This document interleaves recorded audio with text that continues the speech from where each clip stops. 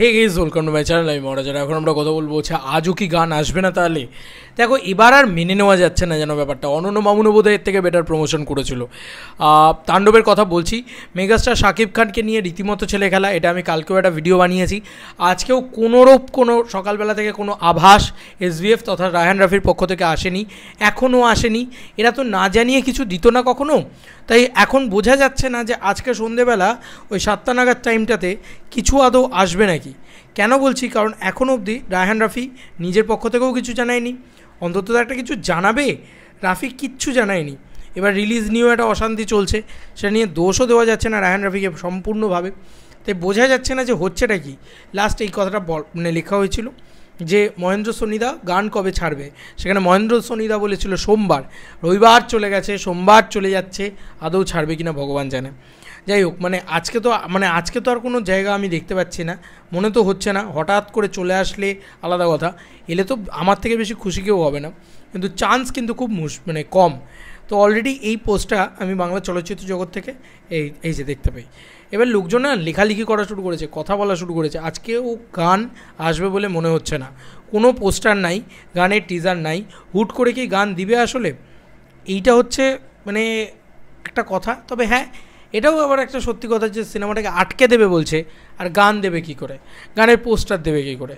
এই অশান্তিটা তো চলছে এই সিনেমাটার সাথে কোথাও গিয়ে।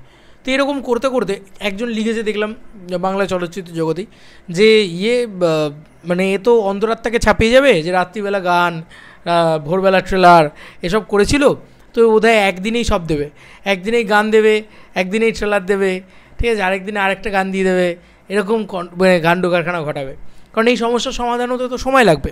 এখন দেখা যাক কালকে প্রেস মিটটা হয় কি না, কারণ ছবি তো রিলিজ আটকে দেওয়া হয়েছে বলছে। শাকিব খানকে কে মারতে গেছিলো, কে নাকি একটা ছেলে, সে নাকি মারতে গেছিলো বিএফডিসিতে। বাপরে বাপ, কী সাংঘাতিক ব্যাপার! ভাবনা চিন্তার বাইরে যা চলছে এখন রীতিমতো তাণ্ডব নিয়ে। তবে যেটাই হচ্ছে তাণ্ডব নিয়ে, সেটা ভালো হলো না, কিন্তু মানতেই হবে। কারণ বাংলা চলচ্চিত্র জগৎ কেন, যত সোশ্যাল মিডিয়াতে সাকিবিয়ানরা রয়েছে তারা খুব দুঃখ পেয়েছে, জানো তো। তারা খুব কষ্ট পেয়েছে যে তাদেরকে কিছুই দেওয়া হলো না। কিছুই দেওয়া হলো না। এটা সত্যি খুব আক্ষেপের জায়গা। ভাই, অ্যাটলিস্ট একটা পোস্টার দিয়ে দিতে পারতো, অ্যাটলিস্ট একটা শাকিব খানের পোস্টার দিয়ে দিতে পারতো নতুন, সেটাও দেওয়া হলো না। যাই হোক, তাণ্ডব ছবিটা তো সব শো তাণ্ডবই দখল করবে। আমি জানি শাকিব খানের কোনো প্রমোশন লাগে না, শাকিব খান দুর্দান্তভাবে সিনেমাটা চলবে এবং দেখতে যাবে। কিন্তু একটু গান টান এলে আগে থেকে বাইরে ফাটতো নামটা আরও বেশি করে, গোটা বিশ্বে সেই ক্রেজটা উঠতো কোথাও গিয়ে। আমার মনে হয় একটু ট্রেলার এলে সেখানেও তাই হতো। কী করবে এখন রায়হান রাফি, কিছুই বলা যাচ্ছে না। কী করবে এখন?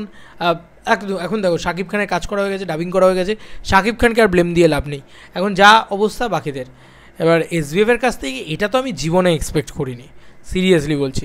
যদিও তারা ফেঁসেছে, তারা একটা ঝামেলায় তো ফেঁসেছে বটেই। সেটা অলরেডি একটা ঝামেলায় ফেঁসেছিল এতদিন ধরে, এবার আরেকটা ঝামেলায় ফেঁসেছে, সেটা হচ্ছে রিলিজই করতে দেওয়া হচ্ছে না তাদেরকে।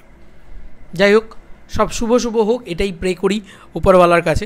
তোমাদের কার কি মতামত এন্টার ভিডিওটাকে নিয়ে জানিও কমেন্ট সেকশনে। চলো বন্ধুরা, নতুন কোনো ভিডিওতে দেখা হবে। ভাই, তোমাদের কি মনে হচ্ছে আজকে সন্ধ্যাবেলা গান দেবে? আমার কিন্তু কোনো আশা নেই, আর আশা ছেড়ে দিয়েছি আমি।